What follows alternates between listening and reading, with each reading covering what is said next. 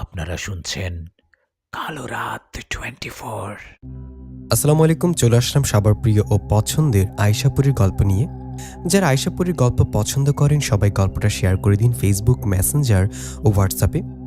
আয়শাপুরীর আরও অনেক গল্প এই চ্যানেলে আছে, শুনে নেবেন। আমি ভিডিও ডিসক্রিপশন বক্সে গল্পগুলোর লিঙ্ক দিয়ে দিব। নতুন নতুন গল্প পেতে চ্যানেলটা অবশ্যই সাবস্ক্রাইব করে দিবেন। আমি শুরু করছি আয়শাপুরীর গল্প। আর হ্যাঁ, আজকে আমার গলার অবস্থা একটু খারাপ, কারণ বেশ কিছুদিন আমি জ্বরে ভুগছি। সো আমার কণ্ঠটা যদি একটু ভিন্ন শোনায়, প্লিজ আপনারা ক্ষমা সুন্দর দৃষ্টিতে দেখবেন। শুরু করছি গল্প।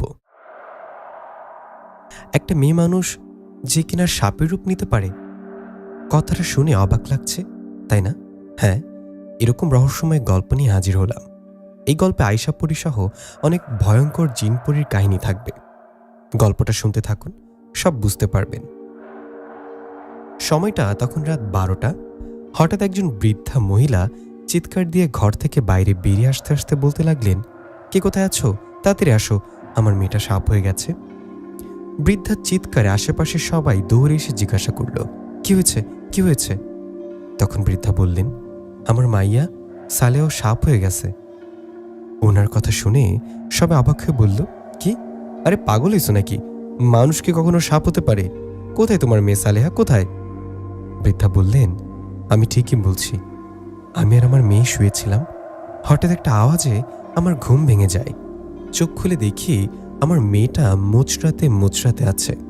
ওর এই অবস্থা দেখে আমি ওকে চেপে ধরি, জিজ্ঞাসা করি কি হয়েছে, কিন্তু কোনো উত্তর না দিয়ে আমার চোখের সামনে মেয়েটা মোচড়াতে মোচড়াতে একটা বিশাল কালো কুচকুচে সাপের রূপ নিল। আমি আমার চোখকে বিশ্বাস করতে পারছিলাম না। তোমরা আমার মেয়ের কিছু একটা ব্যবস্থা করো, আমার মেয়ে আর আমার নাতি ছাড়া কেউ নেই আমার জীবনে। ওনার কথা শুনে কয়েকজন বলল, দাঁড়ান, আগে দেখে আসলেই সালেহা সাপের রূপ নিয়েছে কিনা। এই বলে কয়েকজন সাহস করে আস্তে আস্তে ঘরের দিকে এগিয়ে গেল। দরজার ফাঁক দিয়ে তাকিয়ে দেখলো বিছানায় সালেহা নেই, সেখানে ফনা তুলে দাঁড়িয়ে আছে একটা কালো কুচকুচে সাপ। সাপটার চোখ দুটো জ্বলজ্বল করছিল। এমন ভয়ঙ্কর সাপ দেখে সবাই দৌড়ে বাইরে এসে বলল, উনি ঠিকই বলেছে, ঘরে সালেহা নাই, ঘরে একটা সাপ। সবার মাঝে ভয় ছড়িয়ে পড়ল। এক একে সবাই সাপটাকে দেখিয়ে এলো। কিছুক্ষণ পর কয়েকজন বলল, লাঠি আনো, সাপটাকে মেরে ফেলবো।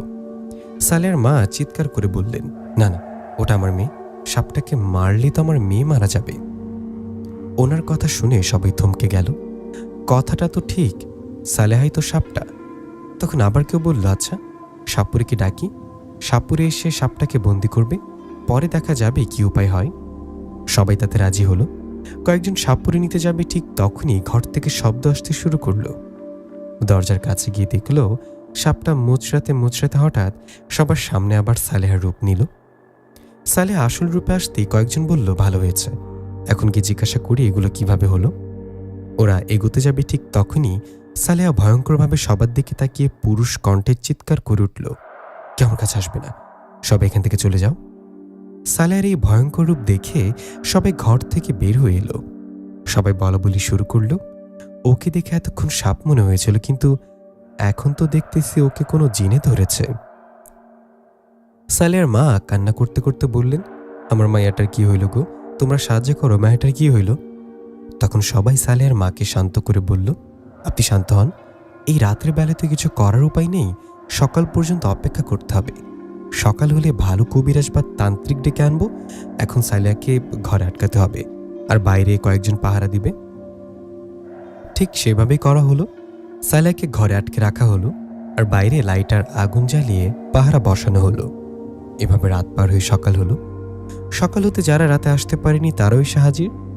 সালেহার মা দরজা খুলে কয়েকজনকে নিয়ে ভেতরে ঢুকলেন। দেখলেন সালেহা অজ্ঞান হয়ে পড়ে আছে। ওকে ধরাধরি করে বাইরে এনে পানি ছিটিয়ে জ্ঞান ফেরানো হলো।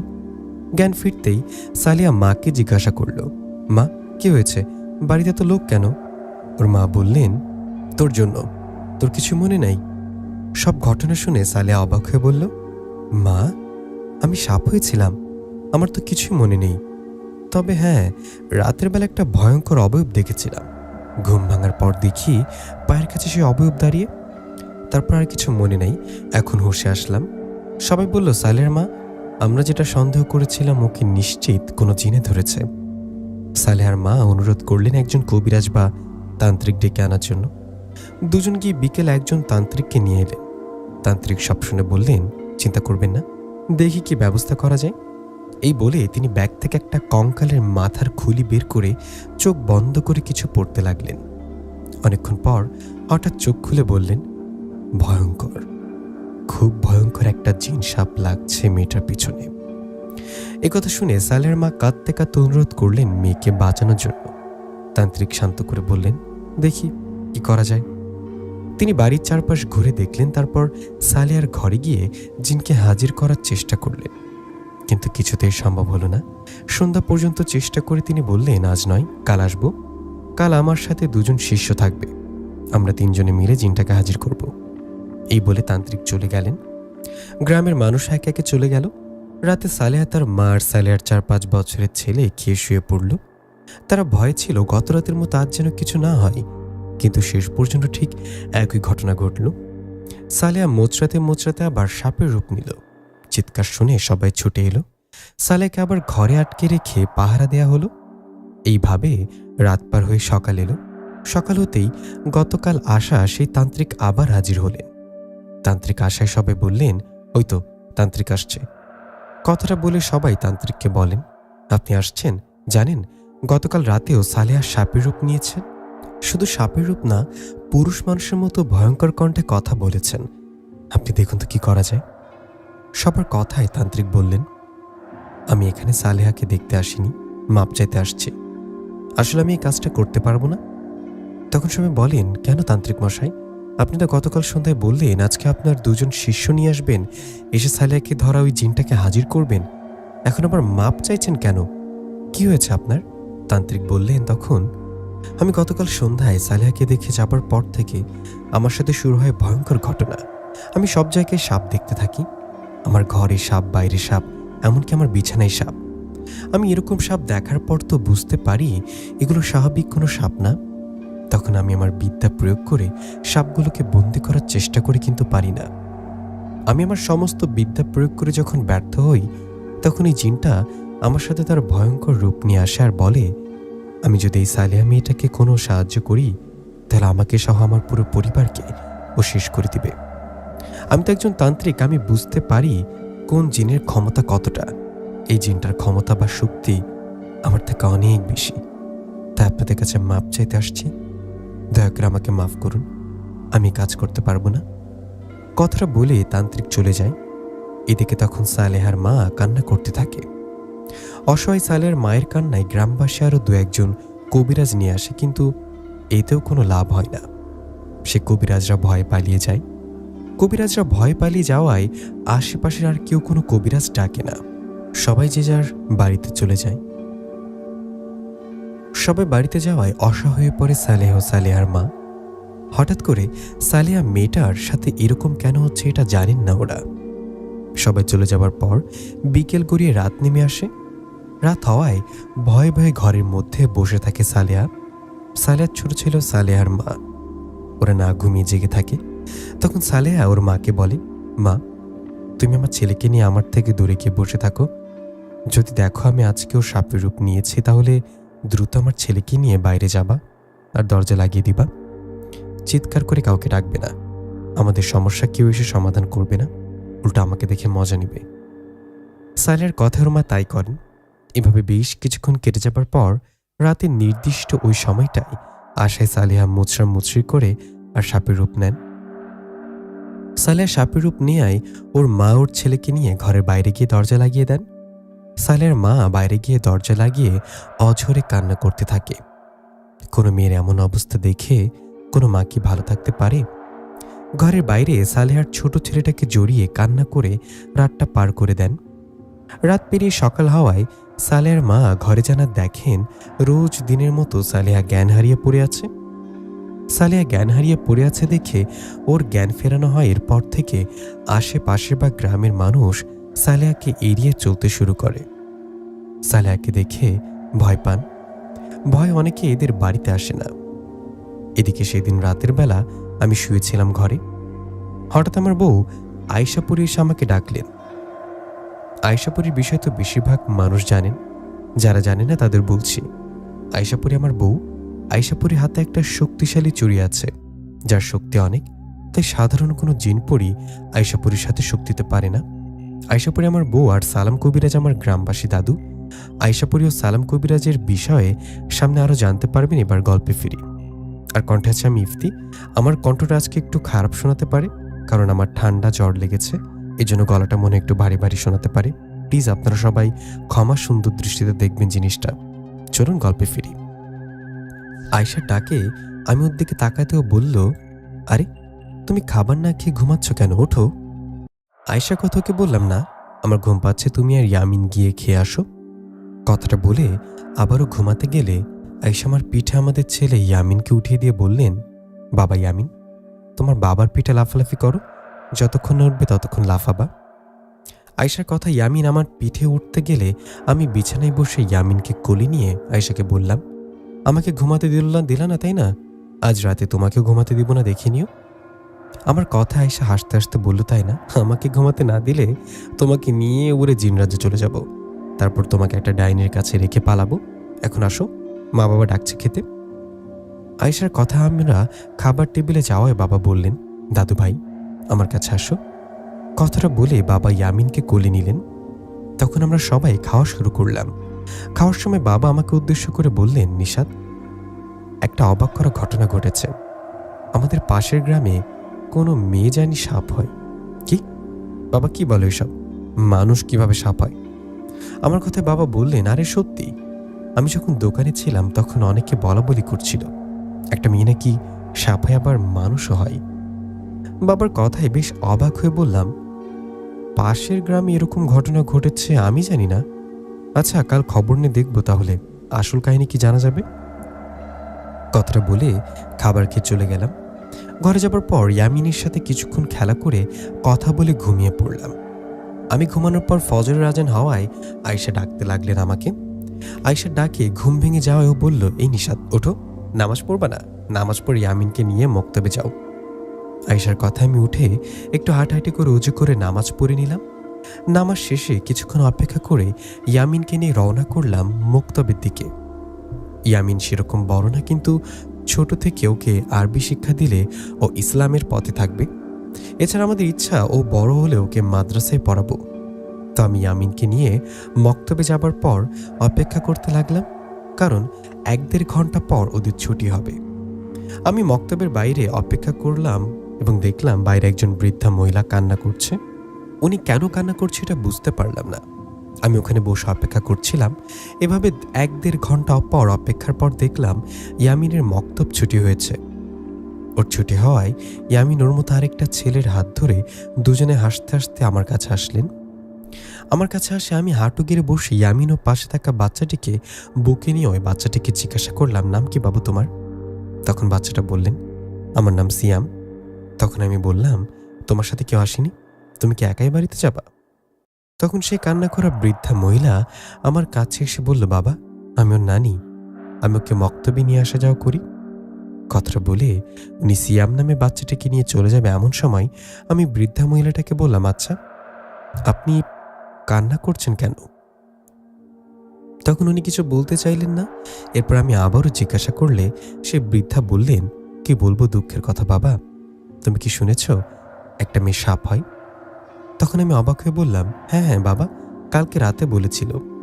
তখন উনি বললেন, যে মেয়েটা সাপ হয় ও আমারই মেয়ে, আমি ওর মা, এই যে ছোট ছেলেটাও আমার নাতি, ওর সাপ হয়।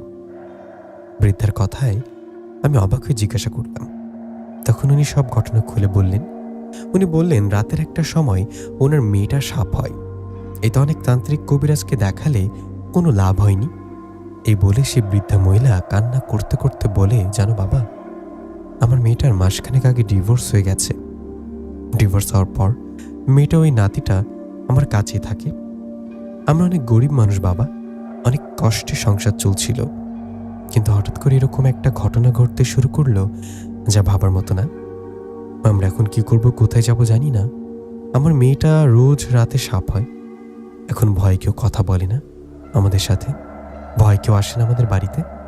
ওনার কথা অনেক খারাপ লাগলো আমার, চোখে পানি টলমল করছিল। তখন আমি অনেক জিজ্ঞাসা করলাম, আপনার বাড়ি কার বাড়ির পাশে? কথাটা ওনার বাড়ির ঠিকানা নিয়ে বললাম, এখন বাড়িতে চলে যান, আল্লাহর রহমতে আপনাকে কেউ না কেউ সাহায্য করতে আসবে। এই বলে ইয়ামিনকে কোলে নিয়ে বাড়িতে চলে আসি আমি। বাড়িতে এসে ইয়ামিনকে রেখে মন খারাপ করে খাটের উপর বসে থাকি। এটা দেখে আয়েশা বললেন, তোমার কি মন খারাপ? তখন আমি মাথা নাড়িয়ে বললাম, হ্যাঁ অনেক। তখন আয়েশা আমাকে জিজ্ঞাসা করায় আমি ওই মেয়েটার কথা বললাম যে সাপ হয়। আমি আয়েশাকে এটাও বললাম, জানো, ইয়ামিনের মক্তব শেষ হওয়ায় ইয়ামিন ওই বাচ্চাটার হাত ধরে দুজনে খুব হাসি খুশি ভাবে বেরিয়ে আসলো। বাচ্চাটা কত মায়াবী আয়েশা। আমার এই বাচ্চাটা ওর মা ওর নানি সবার জন্য না খুব খারাপ লাগছে। ওই বৃদ্ধা মহিলা অনেক কান্না করছিল। আয়েশা, আমি চাই তুমি ওই মেয়েটাকে সাহায্য করো, যে মেয়েটা সাপ হয়। কথাটা বলে আরো কিছু বলতে যাবে এমন সময় আয়েশা বললেন, থামো, আর কিছু বলতে হবে না। তুমি আমার স্বামী, তুমি একটা কথা বলেছ, এতেই হবে। আমি তোমার এক কথায় রাজি। তুমি একবার যা বলেছ আমি তোমার আদেশ মতো তাই করলাম। আল্লাহ যেন আমাকে রহম করে। তুমি ইয়ামিনকে নিয়ে গিয়ে খাবার খাও, আমি এখনই ওই মেয়েটার বিষয়ে খোঁজ নিয়ে আসছি। কথাটা বলে আয়েশা পুরি বাতাসে মিশে গেলেন। আয়েশা চলে যাবার পর আমি ইয়ামিনকে নিয়ে খেতে গেলাম। ওকে নিয়ে খেতে যাওয়ায় বেশ কিছুক্ষণ পর ঘরে এসে দেখলাম আয়েশা ওই মেয়ের বিষয়ে সবকিছু জেনে ফিরে এসেছে। আয়েশাকে দেখে ওকে জিজ্ঞাসা করলাম, আয়েশা, কি জানতে পারলে মেয়েটার বিষয়? মেয়েটা কিভাবে সাপ হয় এসব কি জানতে পেরেছ? তখন আয়েশা বললেন, হ্যাঁ, সবকিছু জানতে পেরেছি। এই বলে আয়েশা বললেন, নিশাত, মেয়েটাকে একটা পিশাচ জিন ধরেছে। সেই পিশাচ জিনটা অনেক শক্তিশালী। এই জিনটা মেয়েটাকে এমনি ধরেনি, পিশাচ জিনটাকে মেয়েটার শরীরে পাঠানো হয়েছে। ওই জিনটা যখন মেয়েটার শরীরে ভর করে তখন রাতে নির্দিষ্ট এক সময় গিয়ে ওই জিনটা সাপের রূপ নেয়, আর সবাই ভাবে মেয়েটা সাপ হয়ে গেছে। আসলে জিনটা সাপের রূপ নেওয়ার সময় একটা মায়াজাল সৃষ্টি করে, যার ফলে কেউ বুঝতে পারে না মেয়েটা সাপ হয়নি, সাপ হয় তাকে ধরা জিনটা। আয়েশার কথা ওকে বললাম, জিনটাকে মেয়েটার শরীরে কে পাঠিয়েছে? জিনটা কি মেয়েটা পছন্দ করে বিয়ে করতে চায় এমন কিছু? তখন আয়েশা বলল, না নিশাত, ওই পিশাচ জিনটা মেয়েটাকে পছন্দ করে না। তোমাকে বললাম না, ওই পিশাচ সাপ জিনটাকে পাঠিয়েছে মেয়েটার শরীরে। বলতে পারো এটা একরকম কালো জাদু। আয়েশার কথা আমি অবাক হয়ে বললাম, কালো জাদু? ওই সালেহা মেয়ে, ওর মা অসহায় মানুষ, অনেক গরিব, সালেহকে কে কালো জাদু করবে? আমার কথা জবাবে আয়েশা পুরি বললেন, শোনো, সালেহা নামে মেয়েটার শরীরে পিশাচ জিনটাকে পাঠিয়েছে ওর স্বামী। কি বলো, ওর স্বামী পাঠিয়েছে? কিন্তু সালেহার মা তো বললো ওনার মেয়ে ডিভোর্স হয়েছে। তখন আয়েশা বলল, হ্যাঁ, ডিভোর্স এই কারণে হয়েছে। সালেহা নামে মেয়েটার যে স্বামীও একজন ছোটখাটো কবিরাজ, ও নানান জায়গায় ঘুরে অনেক তান্ত্রিক কবিরাজের কাছে গিয়ে পিশাচ জিন বশ করার কালো জাদুর বিদ্যা শিখে আসছে। ও কালো জাদু শিখে আসার পর একটা পিশাচ জিনকে বশ করার কাজ শুরু করে। এভাবে একটানা 7 দিন সাধনা তন্ত্রমন্ত্র করে একটা ভয়ঙ্কর পিশাচ জিনকে হাজির করে। সেই পিশাচ জিন হাজির হয়ে সালেহার স্বামীকে বলে, আমাকে হাজির করলি কেন? তোর সাহস তো কম না? তখন সালেহার স্বামী বললেন, আপনাকে হাজির করেছে কারণ আমি চাই বশ করে আমার কাজ করাতে। তখন সেই পিশাচ জিন বলেন, আমাকে বশ করো এত সহজ রে? আমাকে তুই কোনোদিনও বশ করতে পারবি না। আমি যদি নিজে থেকে খুশি হয়ে তোর কাজ করে না দিই তাহলে তুই কোনোভাবেই আমাকে বশ করতে পারবি না। তুই আমাকে হাজির করেছিস, তোকে একটা অফার দেই। তুই যদি আমাকে কোনো একজন মানুষের শরীর দান করতে পারিস তাহলে আমি তোর সব কথা শুনবো। আমি তোকে একটা মন্ত্র শিখিয়ে দেব, তুই মন্ত্র পড়ে আমাকে একটা মানুষের শরীরে চালান করে দিবি। পরে আমি মানুষটার শরীরে থাকবো 10 দিন। এই 10 দিনে আমি মানুষের শরীরে সব রক্ত খেয়ে ফেলবো। এরপর মানুষটা মারা যাবে। মানুষটা মারা গেলে আমি ওর শরীর থেকে বেরিয়ে আসবে। এরপর থেকে তুই আমাকে যা বলবি আমি তাই শুনবো। এখন বল, তুই কি আমার কথায় রাজি? তখন সাইলার স্বামী লোভে পড়ে সেই পিশাচ জিনটাকে দিয়ে নিজের কাজ করতে ওর কথায় রাজি হয়ে যায়। সালেহার স্বামী আগেই সালেহার ডিভোর্স দেয়। তারপর কিছুদিন পর সালেহার শরীরে ওই জিনটাকে চালান করে। এই জন্য সালেহা মেয়েটা এরকম করেছে। সে জিনটা সালেহার শরীরে প্রবেশ করেছে 5 দিন হলো, সামনে আরো 5 দিন বাকি। 5 দিন পর ওই জিনটা সালেহাকে মেরে ফেলবে। আয়েশার কথা আমি অবাক হয়ে বললাম, এরকম ঘটনা তাহলে ঘটে? তো এখন কি করা যায়? আয়েশা, ওদের সাহায্য করতে হবে। তুমি আমার সাথে যাবে আজকে ওদের বাড়িতে। তখন আয়েশা বললেন, আমি তো পড়ি, আমি সরাসরি ওদের সামনে গেলে ভয় পাবে না? তার থেকে সালাম দাদুকে আগে নিয়ে যাও। সালাম দাদু গিয়ে সালেহার শরীরে থাকা জিনটার সাথে কথা বলুক, ছাড়ানোর চেষ্টা করুক। এতে কোনো কাজ না হলে তো আমরা তো আছি। আয়েশার কথায় রাজি হয়ে বললাম, হ্যাঁ, এটা করা যায়। আচ্ছা, আমি তাহলে আজ বিকালে সালাম দাদুর বাড়িতে যাব, গিয়ে ওনাকে নিয়ে সালেহাদের বাড়িতে যাব। আমার কথা আয়েশা রাজি হলেন। এদিকে কথা মতো সেদিন বিকালে আমি সালাম দাদুর বাড়িতে গেলাম। সালাম দাদুর বাড়িতে গিয়ে দেখলাম উনি বাড়িতে নেই। দাদুকে বাড়িতে না দেখে চলে আসবো, তখনই দেখলাম সালাম দাদু কোথা থেকে জানি আসছে। দাদুকে দেখে বললাম, দাদু কোথায় গিয়েছিলে? তোমাকে বাড়িতে খুঁজলাম, পেলাম না। তখন সালাম দাদু বললেন, শহরে গিয়েছিলাম আমার ভাতিজার বাসায়, 2 দিন ধরে ওখানেই ছিলাম। তা তুই কখন আসলি? চল চল ভেতরে চল। কথাটা বলে ঘরের তালা খুলে আমাকে নিয়ে ঘরের ভেতরে গেলেন। ঘরে গিয়ে পাঞ্জাবি খুলতে খুলতে বললেন, তা নিশাত, তোর ছেলে ও আয়েশা পরি ওরা কেমন আছে? দাদুর কথা আমি বললাম, আলহামদুলিল্লাহ ভালো। আয়েশা তোমার কাছে আমাকে পাঠিয়েছে, একটা কাজ করতে হবে, চলে এখনই পাশের গ্রামে একটা বাড়িতে যাব। আমার কথায় দাদু বললেন, কেন রে, কি কাজ? আর আয়েশা আমার কাছে পাঠালো কেন? তখন আমি দাদুকে সালেহার বিষয়ে খুব সব খুলে বললাম। দাদুকে এটাও বললাম মেয়েটাকে সাহায্য করতে হবে। সালেহার বিষয় সব শুনে দাদু বললেন, বিষয়টা তো অন্যরকম, মানুষ সাপ হয়ে যায়। আচ্ছা একটু বস, আমি হাত মুখ ধুয়ে একটু পর যাই, কেমন? দাদুর কথা আমি বসে রইলাম। তখন দাদু হাত মুখ ধুয়ে বসে আমার সাথে কিছুক্ষণ গল্প করলেন। কিছুক্ষণ গল্প করে দাদু বললেন, চল এবার যাই। কথাটা বলে আমাকে নিয়ে রওনা করলেন পাশের গ্রামে সালেহাদের বাড়ির দিকে। বেশ কিছুক্ষণ হাঁটার পর চলে গেলাম সালেহাদের বাড়িতে। আমরা সালেহাদের বাড়িতে ঢোকার পর দেখলাম সালেহা ও ওর মা বসে আছে। তখনই সালেহা স্বাভাবিক ছিল, কিন্তু সালাম দাদুকে দেখে দাঁড়িয়ে ভয়ঙ্কর পুরুষ কণ্ঠে বলে উঠল, তুই কেন এখানে? কবিরাজের বাচ্চা, চলে যায় এখান থেকে, বাঁচতে চাইলে এখনই চলে যা। এদিকে সালাম দাদুকে দেখে আশেপাশের অনেকে চলে আসলেন। সালাম দাদু তো নাম করা কবিরাজ, ওনাকে সবাই চেনে। দাদুকে দেখে সবাই আসছে। ওদিকে সালেহা ভয়ঙ্কর কণ্ঠে বলতে লাগলো। সালাম দাদু এদিকে এগিয়ে আসতে লাগলেন। তখন দাদু কয়েকজনকে বললেন, ওকে ধরো। সালাম দাদুর কথায় 2-3 জন সালেহাকে ধরলে তখন দাদু সালেহার চারিদিকে মাটিতে একটা গোল বৃত্ত আঁকে, তারপর ওদের বলে, এখানে ছেড়ে দাও ওকে। দাদুর কথায় ওরা সবাই সালেহাকে ছেড়ে দেন। তখন সালাম দাদু সালেহার সামনে বসে বলেন, কি তুই? সালাম দাদুর কথায় সালেহার শরীরে থাকা জিনটা বললেন, কেন, শুনে কি করবি?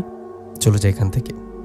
তখন সালাম দাদু কি জানি একটা দোয়া পড়ে ফু দিয়ে বললেন, সোজাসুজি বলবি নাকি বলতে বাধ্য করব? তখন সালেহা হাহা করে হাসি দিয়ে বললেন, কি করবি তুই, পারলে কর দেখি। আমি কে শুনবি? আমি একটা সাপ, আমি নাগরাজ। ওর কথায় সালাম দাদু ধমক দিয়ে বললেন, নাগ নাগিন বলতে কিছু নেই, তো একটা জিন, এটা আমি ভালো করে জানি। আমি এটাও জানি তোকে এই মেয়েটার শরীরে চালান করে দেয়া হয়েছে। তোকে যা বলা সরাসরি বলছি, এই মেয়েটার শরীর থেকে এখনই বেরিয়ে যা। তখন সালেহার শরীর থেকে জিনটা বলে উঠলেন, বাহ কবিরাজ, তুই তো আমার বিষয় সব জানিস। সব যখন জানিস তখন এটাও নিশ্চয়ই জানিস 10 দিন না হওয়া পর্যন্ত আমি মেয়ের শরীর থেকে বের হব না। এখন তোর যা আছে তুই করতে পারিস। জিনটার কথায় সালাম দাদু বুঝতে পারলেন এভাবে কাজ হবে না। এই বলে সালাম দাদু আমার কানে কানে বললেন, আয়েশা পরীকে স্মরণ কর, ডাক ওকে। তখন আমি আয়েশাকে স্মরণ করলে আয়েশা আসলেন। আয়েশা এসে শুধু আমাকে দেখা দিলেন। আয়েশাকে দেখে সালাম দাদুকে বললাম, দাদু আয়েশা আসছে। আমার কথায় দাদু বললেন, আয়েশাকে বল আমাকে দেখা দিতে। তখন আয়েশা তাই করলেন, শুধু আমাকেও সালাম দাদুকে দেখা দিলেন। মানে ওখানে অনেক মানুষ উপস্থিত থাকলেও কেউ আয়েশা পরীকে দেখতে পাচ্ছে না। আমিও সালাম দাদু দেখছি শুধু। সালাম দাদু আয়েশাকে দেখে বললেন, আয়েশা কি করা যায়? ও তো ঘাড় তেরামো কথা বলে। দাদুর কথা আয়েশা বলেন, দাদু ও এত সহজে সালেহার শরীর থেকে বের হবে না, ওকে বের করতে বাধ্য করতে হবে। আমি আপনাকে একটা বুদ্ধি দেই, এই জিনটা রাতের নির্দিষ্ট একটা সময় এসে সাপের রূপ নেয়। আপনি রাত পর্যন্ত এখানে অপেক্ষা করেন। অনেক অপেক্ষার পর সালেহা যখন সাপের রূপ নিবে তখন কি করতে হবে বুঝতে পারছেন না, বলতে হবে। তখন সালাম দাদু বললেন, বলতে হবে না, বুঝতে পারছি কি করতে হবে, তুমি এখন যাও, রাতে এসো। সালাম দাদুর কথায় আয়েশা চলে গেলেন। সালাম দাদু বললেন, এই সালেহাকে রাত হওয়া পর্যন্ত বেঁধে রাখতে হবে। সালাম দাদুর কথায় তাই করা হলো। সালেহাকে বেঁধে রাখা হলো। সালেহাকে বেঁধে রাখার পর আমিও সালাম দাদু অপেক্ষা করতে লাগলাম। আমাদের সাথে আশেপাশে অনেক মানুষ অপেক্ষা করতে লাগলেন। এটা দেখে সালাম দাদু বললেন, আপনারা সবাই বাড়িতে চলে যান, একটু পর রাত হবে। রাত হলে সালেহা সাপের রূপ নিবে, তখন যে কারোর উপর আক্রমণ করতে পারে, তাই আগে ভাগে বলে রাখলাম। সালাম দাদুর কথায় সবাই ভয় পেয়ে চলে গেলেন। সবাই চলে যাবার পর আমিও সালাম দাদু ওখানেই বসে অপেক্ষা করতে লাগলাম। তখন আমি সালেহার ছোট ছেলেটাকে নিয়ে বসে রইলাম। এভাবে কেটে গেল অনেকটা সময়। এরপর রাত নেমে আসলো। রাত হওয়ায় সালাম দাদু আমাকে বললেন, নিশাত, সালেহাকে ধর, ওকে ধরে ঘরে নিয়ে যাই। দাদুর কথায় তাই করলাম। সালেহাকে ধরে নিয়ে ঘরে নিয়ে গেলাম। ঘরে যাবার পর সালাম দাদু সালেহার মাকে বললেন, আপনি সালেহার ছোট বাচ্চাটাকে নিয়ে পাশের ঘরে যান, আমরা এখানে আছি। আমি যদি আপনাকে না ডাকি তাহলে এই ঘরে আসবেন না। এই ঘর থেকে যেরকম আওয়াজ হোক আপনি ভয় পাবেন না, কেমন? দাদুর কথায় সালেহার মা পাশের ঘরে চলে গেলেন। তখন দাদু দরজা লাগিয়ে বসে রইলেন, দাদুর পাশে আমি। আমরা দুজনে বসে, ওদিকে সালেহা কাঁপতে কাঁপতে বললেন, কবিরাজ চলে যা বলছি, আমার কাছে বাধা হয়ে দাঁড়াবি না, তোকে কিন্তু শেষ করে দিব। সালেহার শরীর থেকে বলা জিনটার কথায় সালাম দাদু বললেন, তুই যেমন সালেহার শরীর থেকে যাবি না, আমিও তেমন এখান থেকে যাব না। তোর যা খুশি কর, তোকে আজ দেখেই ছাড়ব। এই বলে দাদু আমি চুপ করে বসে রইলাম। ওইদিকে সালেহার শরীর থেকে জিনটা ভয় দেখিয়ে যাচ্ছে, একের পর এক হুমকি দিচ্ছে। জিনটা বলছে, কবিরাজ চলে যা এখন বলছি। কিন্তু সালাম দাদু কিছু না বলে চুপ করে রইলেন। এভাবে আরো কিছুক্ষণ যাবার পর আমিও সালাম দাদু দেখলাম সালেহা বিছানায় শুয়ে পড়লেন আর মুচড়া মুচড়ি করতে লাগলেন। এভাবে কিছুক্ষণ মুচড়া মুচড়ি করার পর আমাদের সামনেই সালেহা মানুষ থেকে বিশাল আকারের একটা কালো কুচকুচে সাপের রূপ নিলেন। সালেহা সাপের রূপ নেয় আমি ভয় সালাম দাদুর পাশে গিয়ে দাঁড়ালাম। তখন দাদু আমার হাত ধরে বললেন, ভয় পাস নে। ওদিকে সালেহা সাপের রূপ নেয়ার পর আমাদের দিকে তাকিয়ে ফসফস করতে লাগলেন। তখন সালাম দাদু তার ব্যাগ থেকে জমজমের পানি বের করলেন, সাথে ধুলোর মতো কিছু একটা এই দুটো জিনিস বের করে দাদু দোয়া কালাম পরে ওগুলো সেই সাপটার শরীরে ছিটিয়ে দিলেন। সাপটার শরীরে ওগুলো ছিটিয়ে দেবার পর দাদু হাসতে হাসতে বললেন, এবার দেখি কিভাবে তুই সাপের রূপ ছেড়ে তোর জিন রূপে আসতে পারিস। দাদুর এমন কথায় ওই সাপটা কথা বলে উঠলেন। সাপটা বললেন, কবিরাজ, এটা তুই কি করলি? আমাকে সাপ অবস্থায় বান কেন মারলি? তুই আমাকে মুক্ত কর, তোর বান কেটে নে। তখন সালাম দাদু বললেন, না না, তা তো করবো না। তুই যতক্ষণ না বলবি সালেহাকে ছেড়ে চলে যাবি ততক্ষণ তোর থেকে বান কাটবো না। তখন সেই সাপের রূপে থাকা জিনটা বললেন, কবিরাজ, আমি মেয়ের শরীরে আছি 5 দিন হলো। আমি যদি এই শরীর থেকে বেরিয়ে যাই তাহলে আমার সব সাধনা নষ্ট হবে। আমি এই শরীর থেকে বের হব না, তুই যাই বলিস। তখন দাদু বললেন, ঠিক আছে, তাহলে সাপের রূপেই থাক। এভাবে সকাল পর্যন্ত থাকলে তোর অবস্থা খারাপ হবে। দিনের আলো তোর শরীরে পড়লে তখন তো আরো দুর্বল হয়ে পড়বি, আর তখনই তোকে মেরে ফেলবো। দাদুর কথা শেষ হতে সেখানে আসলেন আয়শা পড়ি। আয়শা এসে বললেন, সকাল পর্যন্ত অপেক্ষা করতে হবে না, ওকে এখনই মেরে ফেলবো। কথাটা বলে আয়শা সেই সাপ রূপে থাকা জিনটাকে বললেন, তুই কি এখন চলে যাবি নাকি মরবি বলতো? তখন সে জিনটা বললেন, আমাকে মেরেই ফেলো। আমি যদি এই মেয়ের শরীর থেকে বেরিয়ে যাই তাহলে আমার রানী আমাকে এমনিতেও মেরে ফেলবে। জিনটার এমন কথায় আয়শা সালাম দাদুকে বললেন, দাদু, ওর বান কেটে দিন, ওকে সাপ থেকে জিনের রূপে আসতে দিন। তখন সালাম দাদু ওর বান কেটে দিলে সে জিনটার সাপের রূপ থেকে সালের রূপে আসলেন। তখন আয়শা বললেন, এই এখন বলতো তোর রানীকে, তুই কি কারোর হুকুমে এখানে আসছিস? বল এখনই, নইলে এখানে মারা পড়বি। আয়শার কথায় সালেহার শরীরে থাকা জিনটা বললেন, আমি আয়শার রানীর হুকুমে এখানে আসছি আর কাজ করেছি। আমার রানীর নাম হলো বিলকিস। বিলকিস একটা বয়স্ক শক্তিশালী পরী। আমরা বিলকিস পরীকে স্মরণ করি, তার কথা মেনে চলি। ওই জিনটার কথা আয়শা বললেন, ডাক তোদের রানীকে। তখন জিনটা বললেন, ওনাকে ডেকে বিরক্ত করলে উনি আমার উপর রাগ করবেন। জিনের এমন কথা আয়শা বললেন, তুই তো রানী বিলকিসকে না ডাকলে তোকে এখানে মেরে ফেলবো। এখন ঠিক কর, মরবি নাকি তোর রানীকে ডাকবি। তখন সে জিন বললেন, আমি পারবো না, তোমরা যদি বেশি বাড়াবাড়ি করো তাহলে কিন্তু ঝামেলায় পড়বে। আমরা যাকে অনুসরণ করি সেই বিলকিস কিন্তু অনেক শক্তিশালী, তোমাদের কাউকে ছাড়বে না। ওর কথা আয়শা সালাম দাদুর দিকে তাকালে সালাম দাদু ওনার ব্যাগ থেকে আবারও জমজমের পানি বের করে মেয়েটার শরীরে ছিটিয়ে দিতে লাগলেন আর বিড়বিড় করে কি জানি পড়তে লাগলেন। এমন অবস্থায় সেই জিনটা চিৎকার করতে লাগলেন এবং বলতে লাগলেন, কবিরাজ এমনটা করিস না, আমি মেয়েটার শরীর থেকে বের হব না, আমাকে ছাড়। কিন্তু সালাম দাদু জিনটার কোনো কথা না শুনে সালেহার শরীর থেকে জিনটাকে বেরিয়ে আসতে বাধ্য করলেন। জিনটা সালেহার শরীর থেকে বেরোলে সালেহা জ্ঞান হারিয়ে পড়ে থাকে বিছানায়। এদিকে সেই জিন তার আসল ভয়ঙ্কর চেহারা এসে বলে, কবিরাজ, তুই আমাকে মেয়েটার শরীর থেকে বের করলি তাই না? আমি তোকে ছাড়বো না, তোকে আগে মারবো। কথাটা সেই জিন সালাম দাদুর দিকে এগিয়ে আসতে গেলেন আর আয়শা পরি সেই জিনটাকে একটা আঘাত করলেন। আয়শার আঘাতে সেই জিনটা দরজা ভেঙে উঠানে গিয়ে পড়লেন। জিনটা উঠানে গিয়ে পালাতে গেলে আয়শা পরি আবারও ওকে ধরে বললেন, তো রানী বিলকিসকে ডাক, নইলে মেরে ফেলবো। কিন্তু সেই জিনটা কোনোভাবে বিলকিস পরীকে ডাকতে রাজি হলেন না। বিলকিস পরীকে না ডাকায় আয়শা কোনো উপায় না পেয়ে ওকে মেরে ফেললেন। জিনটাকে মেরে ফেলে আয়শা আমাকে বললেন, তোমরা সালেহার মায়ের সাথে কথা বলে আসো, আমি রাস্তায় আসবো তোমাদের সামনে। কথাটা বলে আয়শা বাতাসে মিশে গেলেন। তখন সালাম দাদু সালেহার মাকে ডাক দিলেন। দাদু ডাকিয়ে সালেহার মা ঘর থেকে বেরিয়ে আসলে দাদু বললেন, আপনার মেয়েকে যে জিনটা ধরেছে ওকে আমরা মেরে ফেলেছি। আপনার মেয়ে এখন থেকে আর সাপের রূপ নিবে না, আল্লাহর রহমতে স্বাভাবিক হয়ে যাবে। আমরা এখন চলে যাচ্ছি, আপনার মেয়েকে জ্ঞান ফেরানোর চেষ্টা করুন, জ্ঞান ফিরবে। কথাটা বলে আমি ও সালাম দাদুর বাড়ির দিকে যেতে লাগলাম। পথে আয়শা আমাদের সামনে আসলেন আর পাশে হাঁটতে লাগলেন। তখন সালাম দাদু আয়শাকে বললেন, আয়শা, তুমি তো জিনটাকে মেরে ফেললা, এতক্ষণে নিশ্চয়ই এই খবর বিলকিস পরীর কানে চলে গেছে, ও নিশ্চয়ই আসবে আমাদের কাছে। দাদুর কথা জবাবে আয়শা বললেন, আসবে তো নিশ্চিত, কিন্তু এতে আপনি ভয় পাবেন না। ওরা যা করেছে এটা অন্যায়। অসহায় একটা মেয়ের শরীরে ভর করে সাপের রূপ নিচ্ছে।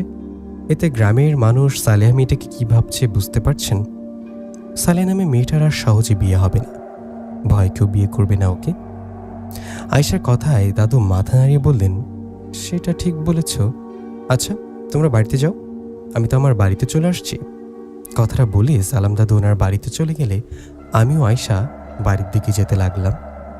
বাড়ির দিকে যাওয়ার সময় আয়শাকে বললাম, আচ্ছা, বিলকিস পরীকে আসলে আসবে? আমার কথা শেষ হতে না হতেই হঠাৎ করে পেছন থেকে কেউ এসে আয়শা পরীকে অনেক জোরে আঘাত করলেন। ওর আঘাতে আয়শা পড়ে গেলেন আর ওর মুখ দিয়ে রক্ত বেরিয়ে গেলেন। এটা দেখে আমি পেছনে তাকিয়ে দেখি খুব ভয়ঙ্কর একটা পরী আর ওনার দুপাশে ভয়ঙ্কর দুটো জিন দাঁড়িয়ে আছে। আমি ওদের দিকে তাকাতেই ওই পরীটা আয়শার দিকে তাকিয়ে বলল, আমি রানী বিলকিস, আমাকে অনুসরণ করে আমার শিষ্য জিনকে তুই মেরে ফেলার সাহস কিভাবে পেলি? বিলকিস পরীর কথায় একটু দূরে দেখলাম লাইটের আলো, মনে হয় কেউ আসছে। এটা দেখে বিলকিস পরী আমাকেও একটা আঘাত করে, সেখান থেকে বাতাসে মিশে গেলেন। বিলকিস পরীর আঘাতে আয়শা জ্ঞান না হারালেও আমি জ্ঞান হারিয়ে ফেলি। আমার যখন জ্ঞান ফেরে তখন আমি দেখি আমি বাড়িতে। নিজেকে বাড়িতে দেখে পাশে থাকা মা বাবাকে জিজ্ঞাসা করি আমি বাড়িতে কিভাবে আসলাম। তখন বাবা বললেন, তুই নাকি জ্ঞান হারিয়ে পড়েছিলি রাস্তায়। ওই রাস্তাতে দুজন বাজারের থেকে ফিরছিল, ওরা বাজার থেকে দেখে ফেরার সময় আর বাড়িতে নিয়ে আসে তোকে ধরাধরি করে। কিন্তু নিশাত, তুই জ্ঞান হারিয়েছিলি কেন? আর বৌমা আয়শা পরী কোথায়? মা বাবার কথা আমি এবার অবাক হয়ে বললাম, কেন, আয়শা কি বাড়িতে নেই? তখন মা বলল, নেই, রাতে খাওয়া দাওয়া করার পর ইয়ামিনকে আমার কাছে দিয়ে আসায় কোথায় যেন চলে গেলেন। এরপর তো আর ফিরে আসলেন না, এখন আসেনি। মায়ের কথা অনেক চিন্তিত হয়ে পড়লাম। আয়শাকে তো বিলকিস পরী আঘাত করেছে। বিলকিস পরীর আঘাতে আয়শার মুখ দিয়ে রক্ত আসছিল। তার মানে কি আয়শা মারা গেছে এমন কিছু? না না, ছিছি, আমি সব কি ভাবছি? আমার আয়শার কিছু হতে পারে না। এদিকে আমাকে চিন্তিত দেখে মা বাবা বললেন, কি রে, কি চিন্তা করিস? আয়শা বৌমা কোথায় জানিস কি? তখন আমি বললাম, সেটা তো জানি না, তবে জানবো। আচ্ছা, ইয়ামিনকে আমার কোলে দাও, আমি ওকে নিয়ে ঘরে যাই, তোমরা ঘুমাও, গিয়ে আয়শা আসলে তোমাদের বলবো। কথাটা বলে ইয়ামিনকে নিয়ে ঘরে গিয়ে শুয়ে শুয়ে চিন্তা করতে লাগলাম, আয়শার কি হলো, ওর বড় কোনো সমস্যা হয়নি তো? আয়শা পরী কোথায় আছে? এসব চিন্তা করতে করতে হঠাৎ পায়ের দিকে তাকিয়ে চিৎকার দিয়ে উঠলেন, কারণ পায়ের দিকে তাকিয়ে দেখি কালো কুচকুচ একটা সাপ ফনা তুলে দাঁড়িয়ে আছে। এটা দেখে ইয়ামিনকে কোলে নিতে যাব, তখন দেখি ইয়ামিনের পাশেও একটা সাপ। ওদিকে তখনই মা বাবার ঘর থেকে চিৎকারের আওয়াজ আসলে আমি ইয়ামিনকে কোলে নিয়ে মা বাবার ঘরে গিয়ে যাওয়ায় মা বাবা বললেন, বাবা নিশাত, ঘরের সাপ, বিছানায় সাপ, খাটের নিচে সাপ, সবখানে সাপ, এগুলো কিভাবে আসলো? মা বাবার কথা আমি ওদের বললাম, মা বাবা, এগুলো সাধারণ কোনো সাপ না, এগুলো সব জিন, তোমরা ভয় পেও না। কথাটা বলে সবাই মিলে ঘরের এক কোনায় গিয়ে দাঁড়িয়ে রইলাম। তখন দরজার ফাঁক জানালা এগুলো দিয়ে সাপ ঘরে প্রবেশ করতে লাগলো। এটা দেখে সবাই ভয় পেয়ে গেলাম। আমি মনে মনে আয়শা পরীকে অনেক স্মরণ করলেও আয়শা আসে না। এদিকে সাপ একের পর এক ঘরে ঢুকছে। এটা দেখে আমি কোনো উপায় না পেয়ে ঘরে থাকা একটা শুকনো বাঁশে আগুন লাগিয়ে দিলাম। আগুন দেখে সেই সাপগুলো পিছিয়ে যেতে লাগলো। এভাবে আগুন হাতে দাঁড়িয়ে রইলাম। যখনই সেই সাপগুলো আমাদের দিকে এগিয়ে আসতে থাকে তখনই আগুন সামনে ধরিয়ে আর ওরা পিছিয়ে যায়। এভাবে বেশ কিছুক্ষণ চলার পর আমার হাতে আগুন নিভে গেল। আগুন নিভে যাওয়ায় সাপগুলো আবার আমার দিকে এগিয়ে আসতে লাগলো। সাপগুলো আমাদের দিকে আসছে। তখনই দরজায় কেউ ঠক ঠক করে আওয়াজ করতে করতে বলল, নিশাত, দরজা খোলো, আমি তোমার সালাম দাদু। দাদুর কণ্ঠ শুনে এক দৌড়ে দরজার কাছে গেলাম আর দরজা খুলে দিলাম। আমি দরজা খুলে দেয়ায় সালাম দাদু ঘরে আসলেন। দাদু এসে বললেন, নিশাত, ভয় পাসনি, এগুলো সাপ না, এগুলো জিন। এরকম ঘটনা শুধু তোর সাথে না, আমার সাথে ঘটেছে। আমার সাথে এরকম ঘটনা ঘটায় আমি বুঝতে পেরেছি তোদের সাথে এরকম হয়েছে, তাই তোদের বাড়িতে চলে আসলাম। এছাড়াও তোদের বাড়িতে আসার আর একটা কারণ আছে। কোথা থেকে একটা পরী এসে বলল তোদের বাড়িতে আসতে। আমি তো এই পরীটাকে চিনি না। দাদুর কথা আমি বললাম, দাদু, আয়শা বাড়িতে নেই। কেন নেই পরে খুলে বলছি, তুমি আগে এদিকটা দেখো। তখন সালাম দাদু দোয়া কালাম পড়ে সেখানে বড় করে একটা গোলবৃত্ত এঁকে বললেন, সবাই এই গোলবৃত্তের মধ্যে আসো। দাদুর কথায় আমরা সবাই সেই গোলবৃত্তের ভেতরে ঢুকলাম। আমি গোলবৃত্তের মধ্যে ঢুকে দেখলাম সেই সাপগুলো আর বৃত্তের ভেতরে ঢুকতে পারছে না। এমন সময় বাবা সালাম দাদুকে বললেন, সালাম চাচা, এগুলো কেন হচ্ছে? আপনি বলছেন এগুলো সাপ না জিন, এগুলো কোনো জিন, তাহলে আমাদের বাড়িতে কেন আসছে? বাবার কথায় সালাম দাদু আমার দিকে তাকালে আমি কোনো উপায় না পেয়ে মা বাবাকে সব খুলে বললাম। সব শুনে মা বাবা বললেন, কি বলিস? তাহলে আয়শা বৌমা কোথায়? বিলকিস পরী তোর মতো আয়শা বৌমাকেও আঘাত করেছে, তাহলে বৌমা কোথায়? মা বাবার কথা আমি মন খারাপ করে বললাম, আমি জানি না, আমি তো জ্ঞান ফিরে দেখিও বাড়িতে। তখন সালাম দাদু বললেন, নিশাত, আয়শার আবার বড় কিছু হয়ে যায়নি তো? দাদুর কথা জবাবে চিন্তিত হয়ে বলতে পারবো না। আমার কথায় সালাম দাদু কি বলতে যাবে এমন সময় আমাদের ঘরটা কেঁপে উঠল আর ঘরের মধ্যে এসে প্রবেশ করলো বিলকিস পরী ও তার সাথে থাকা দুইজন জিন। বিলকিস পরী এসে আমাদের দেখে বলল, আয়শা পরী পরিবার, তোমরা কি ভাবছো আমার শীর্ষ জিনকে হত্যা করে তোমরা বেঁচে থাকবে? আয়শা পরী ও সালাম কবিরাজ মিলে আমার শীর্ষ জিনকে হত্যা করেছ। এখন দেখো আমরা তোমার কি অবস্থা করি। বিলকিস পরীর কথায় সালাম দাদু সাহস করে বললেন, বিলকিস পরী, আপনার শীর্ষ জিনটা অসহায় মেয়েটার শরীরে ঢুকেছে। আপনার শীর্ষ জিন যা করেছে এটা অন্যায় ওর জন্য। এখনও সবাই সালেহা মেয়েটাকে দেখে ভয় পায়। সালাম দাদুর কথায় বিলকিস পরী বললেন, কবিরাজ, আমরা কারোর কথা শুনে কাজ করি না, আমাদের যা ভালো মনে হয় তাই করি। সালেহা নামে মেয়েটার স্বামী ভাবছিল সালেহার শরীরে 10 দিন থাকার পর আমার শীর্ষ জিন খুশি হয়ে ওর গোলামি করবে না। আমরা কখনোই কারোর গোলামি করি না। আমরা সালেহার স্বামীকে মেরে ফেলেছি, অনেক লোভী। এই বলে বিলকিস পরী আমাদের বললেন, চল এখন সবাই বাইরে চল, আমার অনুগত অনেক জিন আছে, আমি সকল জিন পরীর সামনে তোদের বিচার করব। এখনই বাইরে চল, নইলে এই ঘরে এখনই মেরে ফেলবো সবাইকে। সবার আগে মারবো আয়শা পরীর সন্তানকে।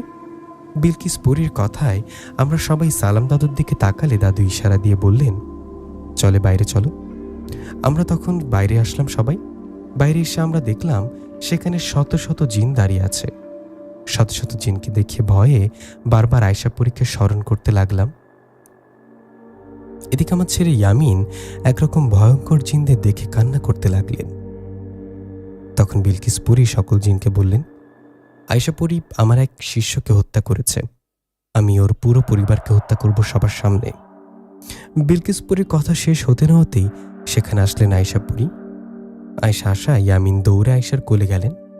তখন আয়শা ইয়ামিনকে জড়িয়ে ধরে আদর করে আমার কোলে ইয়ামিনকে দিয়ে বললেন, বিলকিস পরী, তোর সাহসে কিভাবে আমার পরিবারকে হত্যা করার নাম মুখে নেয়ার? তুই আমাকে হঠাৎ করে পেছন থেকে আঘাত করে কি ভেবেছিস তুই অনেক বড় শক্তিশালী? আয়শা কথায় বিলকিস পরী বললেন, হ্যাঁ, আমি অনেক বড় শক্তিশালী পরী। এই যে দেখছিস, এসব আমার অনুগত জিন, এরা আমাকে রানী মানে, আমি যা বলি এরা সেটাই করে। বিলকিস পরীর কথা আয়শা বললেন, তুই তোর এইসব জিনদের নিয়ে অহংকার করছিস তাই না? কথাটা বলে আয়শা পরী মুহূর্তে সেখানকার 10-15টা জিনকে মেরে ফেললেন।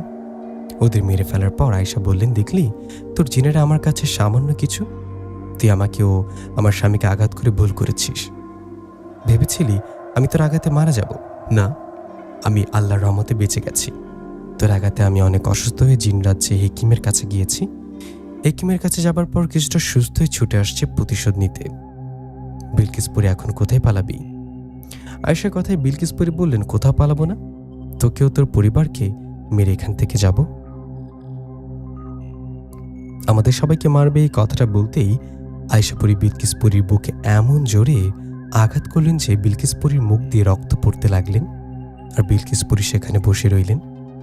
বিলকিসপুরিকে আঘাত করায় সেখানে থাকা সমস্ত জিন আয়েশার দিকে তেড়ে আসে। তখন আয়েশা ওদের সাথে যুদ্ধ করতে থাকে। এদিকে সালাম দাদুও বসে নেই, উনি যতটা পারছেন জিনদের দুর্বল করে দিচ্ছেন। আয়েশাপুরি জিনদের সাথে যুদ্ধ করছে। আমি ইয়ামিনকে কোলে নিয়ে মা বাবার পাশে দাঁড়িয়ে আছে। এমন সময় একটা জিন আমাদের আক্রমণ করতে আসলে আমি আমার হাতে থাকা আংটিটা দিয়ে জিনটাকে স্পর্শ করি। তখন জিনটা অবশ হয়ে যায়। আমার হাতের বিশেষ আংটি আছে, অনেকে জানেন আবার অনেকেই জানেন না। এই আংটিটা জিনের বাদশাহ আয়েশাপুরীকে খুশি হয়ে উপহার দিয়েছে। ওটা আবার আয়েশা আমাকে দিয়েছে। এই আংটি দিয়ে কোনো জিন পরীকে স্পর্শ করলে সে অবশ হয়ে যায়, নড়াচড়া করতে পারে না। আমি জিনটাকে অবশ করার পর সালাম দাদু ওকে বন্দি করে ফেলে। ওইদিকে আয়েশা কিছুক্ষণের মধ্যে সব জিনদের মেরে ফেলেন। সবগুলো জিনকে মরতে দেখে বিলকিসপুরি আহত অবস্থায় আয়েশার দিকে হাত তুলে মাপ চাইতে লাগলেন। কিন্তু এতে আয়েশার মন গললেন না, কারণ বিলকিসপুরি অনেক খারাপ ছিল। বিলকিসপুরির অনুরোধ না শুনে আয়েশাপুরি বিলকিসপুরিকে ভয়ঙ্করভাবে শাস্তি দিয়ে মেরে ফেললেন। বিলকিসপুরিকে মারার পরে আমি আবারও দৌড়ে গিয়ে আয়েশার কোলে উঠলেন। তখন মা বাবা আয়েশাকে বললেন, বৌমা তুমি ঠিক আছো তো? তখন আয়েশা বললেন, হ্যাঁ বাবা, আমি মোটামুটি সুস্থ আছি, আমাকে নিয়ে চিন্তা করবেন না। আয়েশার কথায় মা বাবা ও আমি একটু শান্ত হলাম। তখন সালাম দাদু বললেন, আয়েশা তুমি সুস্থ আছো শুনে খুব ভালো লাগলো। আজ অনেক রাত হয়ে গেছে, আমি তাহলে বাড়িতে চলে যাই। কথাটা বলে সালাম দাদু বাড়িতে চলে গেলেন। আর আমরা সবাই আমার বাড়িতে ঘরে আসলাম। এই ঘটনার অনেকদিন পর আয়েশাপুরি পুরোপুরি সুস্থ হন। প্রিয় লিসেনার, সামনে আয়েশাপুরীর গল্প নিয়ে হাজির হব। আয়েশাপুরীর আজকের এই গল্পটা এখানে শেষ করছি। তবে আজকের এপিসোড এখানে শেষ নয়, এখন একটা বাস্তব পরীর ঘটনা দিয়ে আজকের এপিসোডটা শেষ করব। আজকের এই বাস্তব ঘটনাটা পাঠিয়েছেন, ওনার নাম হৃদয়। তো দেরি না করে শুরু করছি 5 জন পরীর বাস্তবিক ঘটনাটা। যেভাবে লেখা আছে আমি সেভাবে পড়ছি। আসসালামু আলাইকুম, কেমন আছেন সবাই? আশা করি সবাই ভালো আছেন। আমার নাম হৃদয়, আমি একজন মালদ্বীপ প্রবাসী। আজকে আমার জীবনে ঘটে যাওয়া একটা সত্য ঘটনা আপনাদের সাথে শেয়ার করতে চাই। যদি আমার লেখায় কোনো ভুল হলে ক্ষমা দৃষ্টিতে দেখবেন। আমি শুরু করছি আমার বাস্তবিক ঘটনাটি। আমি হৃদয়, আমার গ্রামের বাড়ি কুমিল্লাতে।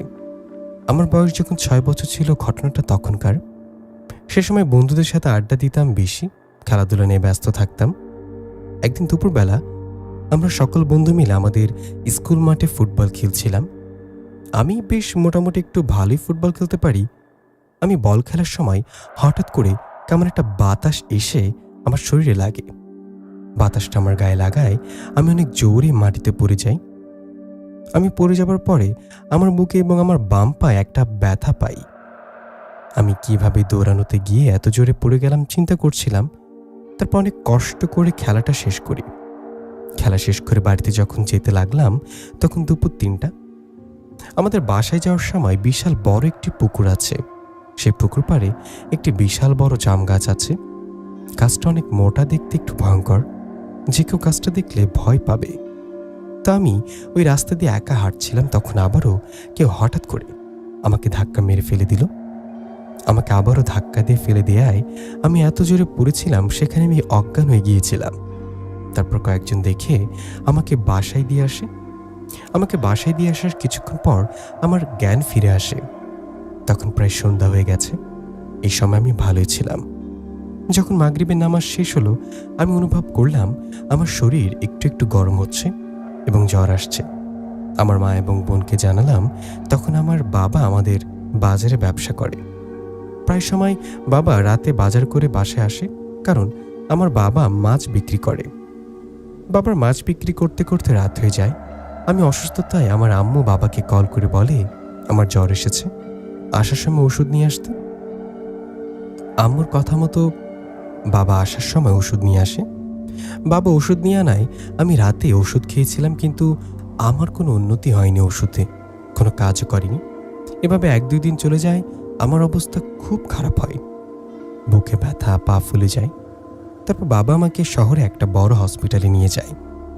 সেখানে ডাক্তাররা আমাকে অনেক ধরনের পরীক্ষা করে, কিন্তু আমার শরীরে কোনো সমস্যা পায় না। সারাদিন আমি ভালো থাকি, সন্ধ্যা হবার পর আমার অবস্থা খুবই খারাপ হয়ে যায়, কাঁপুনিতে জ্বর আসে। এভাবে অনেক ডাক্তার চেঞ্জ করলাম, কিন্তু আমার কোনো উন্নত হয়নি। দিনের পর দিন আমার অবস্থা খুবই খারাপ হতে লাগলো। খাবার খেতে পারতাম না, শুকিয়ে অবস্থা খারাপ হয়ে গিয়েছিল। আমার এমন অবস্থা দেখে বাবা একটা সময় আমাকে হাসপাতালে ভর্তি করে দেয়। এরপর ডাক্তাররা অনেক পরীক্ষা করার পরেও আমার শরীরে কোনো সমস্যা পায় না। হসপিটালে 15 দিন ভর্তি থাকার পর ওরা আমাকে রিলিজ করে দেয়। ওরা কোনো সমস্যা বুঝতে না পেরে আমাকে রিলিজ করে দেওয়ার পর বাবা আমাকে ঢাকায় নিয়ে যায়। সেখানে অনেক ডাক্তার দেখায়, কিন্তু আমার কোনো উন্নতি হয় না। আমার কোনো উন্নতি না হওয়ায় তারপর আমাকে বাসায় নিয়ে আসা হয়। বাসা আসার পর আমাদের বাসার একটু দূরে একটা মাজার আছে, সে হুজুরের কাছে আমাকে নিয়ে যায়। সেখানে নিয়ে যাওয়ার পর আমার হাতের আঙ্গুলগুলো হুজুর চেপে চেপে দেখলেন। তারপর কি জানি পড়ে আমার পুরো শরীরে ঝাড়ফুঁক করে দিলেন। তারপর তেল পড়া, পানি পড়া দিলেন আর বললেন প্রত্যেকদিন 3 বার করে তেল পড়াটা আমার শরীরে মালিশ করে দিতে, আর বলে দিল পানিটা আমাদের ঘরে প্রত্যেকদিন 3 বার করে ছিটিয়ে দিতে। এভাবে করার পর আমি কিছুটা সুস্থ হই। 2 মাস মোটামুটি সুস্থ ছিলাম। তারপর আমার আবার শুরু হলো বুক ব্যথা, পা ব্যথা। এটা দেখে বাবা আমাকে বড় হসপিটালে নিয়ে যায়, কুমিল্লাতে। সেখানে আমাকে সাথে সাথে ভর্তি করায়। ডাক্তার অনেক টেস্ট আমাকে দিল, কিন্তু অনেক টেস্ট করার পর কোনো সমস্যা পাচ্ছি না। আমার পা ফুল অনেক মোটা হয়ে গিয়েছিল। তখন ফোলা জায়গা থেকে ইনজেকশন দিয়ে রক্ত নিয়ে পরীক্ষা করে দেখলো ফোলা জায়গায় কোনো সমস্যা আছে কিনা, কিন্তু তাও কোনো লাভ হলো না, কোনো সমস্যা পেল না। আমার কোনো সমস্যা না পাওয়ায় একদিক সব ডাক্তাররা বসে একটা সিদ্ধান্ত নিল। সেখানে আমার মা বাবাকেও ডাক দিল। তারপর সব ডাক্তারদের সিদ্ধান্ত মা বাবাকে জানালো। ডাক্তাররা বলল, আপনার ছেলের পা আমরা অপারেশন করতে চাই। পায়ে কি হয়েছে তো টেস্ট করার পর আমরা কিছু পেলাম না, ফোলাটাও যায়নি, দিন দিন বেড়েই চলেছে। দেখা গেল আমার পায়ের রান একটু একটু করে লাল হয়ে যাচ্ছে। তখন ডাক্তার আর বেশি দেরি না করে সিদ্ধান্ত নিল সেই রাতে অপারেশন করবে। তো কথা মতো তাই করা হলো। রাতে সবকিছু রেডি করার পর আমাকে নিয়ে যাওয়া হলো ওটিতে। এরপর বেডে শুয়ে দিয়ে আমাকে অজ্ঞান করার জন্য ইনজেকশন দেওয়া হলো। কিন্তু অবাক করার বিষয় হলো অনেকক্ষণ যাওয়ার পরও আমি অজ্ঞান হলাম না। এটা দেখে আবার আমাকে ইনজেকশন দেওয়া হয়। এবার আমি অজ্ঞান হলাম না। এভাবে অনেকগুলি ইনজেকশন দেওয়া হলো, আমাকে তাতেও কোনো লাভ হয়নি। এবার ডাক্তারের সিদ্ধান্ত নিয়েছে অজ্ঞান করা লাগবে না, শুধু জায়গা অবাস করে এভাবেই আমাকে অপারেশন করবে। এই কথা শোনার পর হঠাৎ আমার কি জানি হলো, ডাক্তাররা বলবরি করছে আমার চোখগুলো নাকি অনেক লাল হয়ে গেছে। ডাক্তাররা বলল আমাকে বেটের সাথে চেপে ধরতে, দুজন আমাকে চেপে ধরলো। ধরার পর ওদেরকে আমি একটা ঝাড়ি দিয়ে উড়িয়ে দিলাম। ডাক্তার দেখে তো অবাক, এত ছোট একটা ছেলে, শরীরে এত শক্তি কিভাবে? এটা থেকে ডাক্তার আরো 3 জনকে ডেকে আনলো। এবার 5 জন মিলে আমাকে চেপে ধরেছে। ওরা অনেক শক্ত করে আমাকে চেপে ধরেছে। আমি ঝাড়ি দেওয়ার পর 2 বার আমাকে ছেড়ে দিয়েছিল ওরা। এভাবে কিছুক্ষণ যাবার পর ওরা আমাকে এমনভাবে ধরেছে, আমি জোরাজুরি করতে করতে আমার শক্তি কমে যায়। তারপর ডাক্তার আমার অপারেশন করা শুরু করে। ডাক্তার যখন আমার পা অপারেশন করা শুরু করলো, আমি অনেক ব্যথা পেতেছিলাম। তারপর জোর করে অপারেশন শেষ করলো। আমার চোখ তখন এতটাই লাল হয়ে গিয়েছিল, সবে দেখে অনেক ভয় পেয়েছে। আমার রানীর যতগুলো মাংস ছিল সব নাকি পচে গেছে। এই কথা ডাক্তার বাবা মাকেও বলল। ডাক্তার আরও বলল অনেক আগে অপারেশন করার দরকার ছিল। ডাক্তারের কথায় মা বাবা মন খারাপ করেন, ভয় পেয়ে যান। এভাবে 7 দিন যাবার পর ডাক্তার আমার পা সেলাই করে। এতদিন সেলাই করিনি, কারণ আমার রানে তেমন একটা মাংস ছিল না। এই কয়েকদিন হাসপাতালে থাকায় একটু মাংস হয়েছে, তখন ওরা আমাকে সেলাই করে দিল। তারপর আরও কিছুদিন আমাকে হাসপাতালে রেখে বাসায় আনা হলো। এরপর একটু একটু করে আমি সুস্থ হই, আগের মতো স্বাভাবিক হয়ে যাই। আবার বন্ধুদের সাথে আড্ডা দেওয়া, খেলাধুলা করি। এভাবে কেটে যায় 5টা বছর। তখন আমার বয়স 11। একদিন বিকেলে সন্ধ্যার আগে হঠাৎ করে আমার অনেক জ্বর আসে, বুকে ব্যথা ও পায়ে ব্যথা শুরু হয়। আমার এরকম হওয়ায় সেই কথাটা আমি বাসায় জানাই। তারপর বাবা ডাক্তারের কাছ থেকে আমার জন্য ওষুধ নিয়ে আসে, আর আমি প্রত্যেকদিন ওষুধগুলো খাই, কিন্তু কোনো লাভ হয় না। দিন দিন আমার অবস্থা খুবই খারাপ হতে থাকে। এভাবে 4-5টা দিন কেটে যায়। আমার পায়ের ব্যথার ফেলা অনেকটাই বড় হয়ে যায়। আমি সারাদিন ভালো থাকি, কিন্তু সন্ধ্যা হলেই আমার এই সমস্যাটা দেখা দেয়। ব্যথায় প্রত্যেকদিন সারা রাত আমি চিৎকার করি, আশেপাশে কেউ ঘুমাতে পারে না আমার চিৎকারে। এমনটা দেখে বাবা মা পরের দিন সকালে আমাকে হসপিটালে নিয়ে যায়। আমার পায়ে এবার ব্যথা শুরু হয়েছিল, যেখানে অপারেশন করেছে তার উল্টো দিকের রানে। আমার অবস্থা খুব খারাপ, এটা দেখে ডাক্তাররা হসপিটালে আমাকে ভর্তি করিয়ে নেয়। তারপর অনেকগুলো টেস্ট করায়, কিন্তু কোনো সমস্যা খুঁজে পায় না। এভাবে 7 দিন কেটে যায়। তারপর বাবা আমাকে ঢাকাতে নিয়ে যায়। ঢাকাতে বড় বড় কতজন ডাক্তার আছে, হসপিটাল আছে, সব জায়গায় এক এক করে আমাকে দেখায়। কোনো ডাক্তারের কাছে 5 দিন, কোনো ডাক্তারের কাছে 15 দিন, এভাবে অনেক ডাক্তারের কাছে দেখায়, কিন্তু আমার কোনোভাবে উন্নতি হয় না। দিন দিন আমার অবস্থা অনেক খারাপ হয়ে যায়। এক কথা বলতে গেলে কি, কুমিল্লা এবং বড় সব জায়গায় আমার চিকিৎসা করানো শেষ, কিন্তু আমি ভালো হইনি। আমাদের ব্যবসা, জায়গা জমি যত কিছু ছিল সব কিছু বিক্রি করে আমাকে চিকিৎসা করিয়েছে। ফলাফল একই, আমি ভালো হইনি। আর সামান্য কিছু টাকা ছিল আমার বাবার হাতে। তখন আমাকে বাসায় নিয়ে চলে আসে বাবা। আমি যে বেঁচে থাকবো আমার আশা সবাই ছেড়ে দিয়েছে। আমি যে বেঁচে থাকবো এবং বাঁচবো কেউ বলে নেই। আবার কেউ কেউ বলে আমার পা নাকি কেটে ফেলে দিতে হবে, তাহলে ভালো হবে। সেটা শুনে আমি অনেক ভয় পেতাম। আমি বাবাকে বলতাম মরে গেলে মরে যাব, আর কোনো চিকিৎসা করাতে হবে না। এরপর প্রত্যেকটা দিন সকালবেলা আমাকে বাসার বাইরে রোদে রাখত। আমি সারাদিন ভালোই থাকতাম। রাত হলে শুরু হতো আমার চিৎকার। ডাক্তার আমাকে একটা মেডিসিন দিয়েছিল, এটা খেলে 1 ঘন্টার জন্য আমার ব্যথাটা একটু কমতো। এভাবে অনেকদিন যাওয়ার পরে সে ওষুধটাও আর কোনো কাজ করে না। বাবা মা খুবই ভেঙে পড়েছিল তখন। তার কিছুদিন পরে আমার এক মামুনি এসে আমাকে দেখার জন্য এসে দেখে আমার অবস্থা খুবই খারাপ। তখন বাবা মা মামুনিকে সব ঘটনা খুলে বলে। কোথায় কোথায় ডাক্তার দেখিয়েছে, পা অপারেশন করেছে, তা তো ও কোনো লাভ হয়নি। এখন আমার বাচ্চার আশা সবাই ছেড়ে দিয়েছে। মা বাবার কথাই তখন আমার মামুনি বলল, ওনার একটা বোন আছে, উনি নাকি টুকটাক কবিরাজি করে। বাবাকে বলল অনেক ডাক্তার দেখিয়েছেন, অনেক কিছু করেছেন, ছেলেকে ভালো করতে পারলেন না, এবার একটু আমার বোনের কাছে নিয়ে দেখেন। মামুনির কথায় বাবা বলল ঠিক আছে। এই বলে পরের দিন কথা মতো বাবা মা আমি মামুনি রওনা দিলাম মামুনির বোন মানে কবিরাজের বাসায়। আপনাদেরকে একটা কথা বলে রাখি, কবিরাজ হলো একটা মহিলা, উনিও সম্পর্কে আমার মামুনি হয়। যাই হোক, কবিরাজের বাসায় যাওয়ার পরে ওনাকে সমস্ত ঘটনা খুলে বলল বাবা মা। কিছুদিন শুনে কবিরাজ বলল, এখনই আমার সাথে থাকা জিন চালান দিয়ে খোঁজ নিচ্ছি, আপনারা সবাই এখানে বসে থাকুন, আমি এই ছেলেটা কিনে একটা রুমে যাচ্ছি। কথা মতো কবিরাজ মানে মামি আমাকে নিয়ে একটা রুমে যাওয়ার পরে দরজাটা ভালো করে বন্ধ করে দেন। এরপর মাটিতে একটা মাদুর বিছিয়ে দেয়, দিয়ে মামি আমাকে বলল বাবা এখানে বসো। কবিরাজ মামির কথায় আমি খুব কষ্ট করে বসলাম। এরপর দেখলাম মামি হাতে করে 3টা নারকেল গাছের শোলা নিয়ে এসে আমার সামনে রাখলেন। এরপর উনি চোখ বন্ধ করে মন্ত্র পড়া শুরু করলেন। মন্ত্র শেষ করে নারকেল গাছের শোলাগুলো 3 বার আমার মাথায় টাচ করলেন। এরপর আবার চোখ বন্ধ করে মন্ত্র পড়া শুরু করলেন। এভাবে কিছুক্ষণ পরে পরে নারকেলের শলাগুলোর উপরে ফু দিতে লাগলেন। এমন করতে করতে প্রায় ঘন্টা কেটে যায়। 1 ঘন্টা পরে আমার চোখ পড়ল সেই নারকেলের শলাগুলোর ওপরে। তখন আমি দেখলাম নারকেলের শলাগুলো 3টা 3 সাইজের হয়ে গেছে। এটা দেখে আমি ভাবলাম, এগুলো যখন প্রথম নিয়ে আসলো তখন তো একই সাইজের ছিল, হঠাৎ করে এগুলো এরকম বড় হয়ে গেল কিভাবে? ওদিকে তখন হঠাৎ করে কবিরাজ মামি চোখ খুলল এবং আমাকে নিয়ে বাইরে আসলো। বাইরে আসার পর সামনে থাকা সবাইকে উদ্দেশ্য করে বলল, আমাকে কয়েকটা পরি ভর করে আছে। এরপর কবিরাজ মামি সব ঘটনা বলতে শুরু করলো। সে পরীরা আমাকে কিভাবে ধরলো, কোথা থেকে ধরলো। কবিরাজ মামি বলল, যখন আমি ফুটবল খেলতেছিলাম স্কুলের মাঠে, তখন পরীরা ওখানে বসে খাবার খাচ্ছিল দুপুরে। তখন ওদেরকে খাবারে আমি পা দিয়ে ফেলি।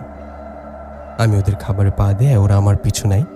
কবিরাজ মামি এটাও বলে পরীগুলো নাকি আমাদের বাসার পাশে যে জাম গাছটা থাকে ওইখানকার কথা বলছিলাম, সে জাম গাছে থাকে।